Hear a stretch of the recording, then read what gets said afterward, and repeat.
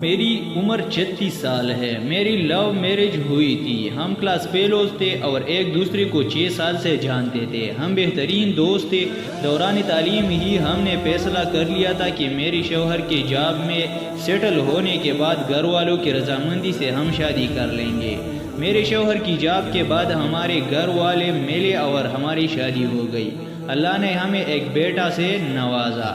مجھے کالج کے زمانے سے ہی اندازہ تھا کہ میرے شوہر مزاج کی تیز ہے۔ انہیں غصہ جلدی آتا ہے، لیکن ساتھ رہنے پر اندازہ ہوا کہ جب بھی انہیں غصہ آتا ہے ہمارا ہمیشہ جھگڑا ہوتا ہے۔ مجھے ہمیشہ یہ فیل ہوتا تھا کہ وہ مجھے کنٹرول کرنے کی کوشش کرتے ہیں۔ جب بھی جھگڑا زیادہ ہوتا تو میں اپنے بچے کو لے کر میکے چلے جاتے۔ میرے میکے والے مجھے سہارا دیتے، تسلیاں دیتے کہ اس نے تمہیں کیا لاوارث سمجھ رکھا ہے۔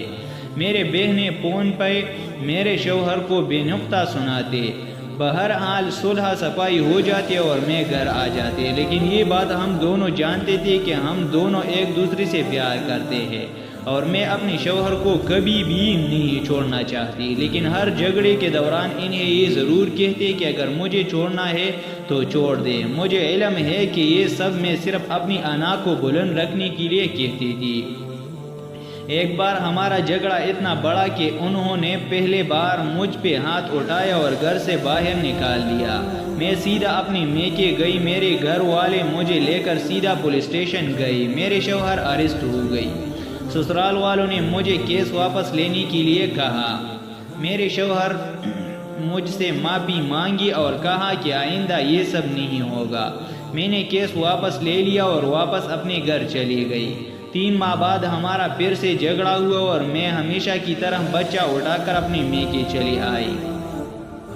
2 دن بعد مجھے خبر ملی کہ میرے شوہر اسپتال میں ہیں۔ میرے گھر والوں نے مشورہ دیا کہ مجھے انہیں دیکھنے جانے کی کوئی ضرورت نہیں، بلکہ میرے بہنوں کا کہنا تھا کہ یہ سب ڈرامہ ہے، تمہیں ایموشنلی بلیک میل کرنے کے لیے۔ وہ 1 ہفتہ اسپتال میں رہے، نہ میں ملنے گئی اور نہ ہی کال کی۔ کچھ دن بعد مجھے طلاق کا سمن ملا۔ مجھے طلاق نہیں چاہیے تھی، مجھے اپنے شوہر سے محبت تھی۔ میں اپنے گھر خراب نہیں کرنا چاہتی تھی، لیکن میری انا اڑی آ رہی تھی۔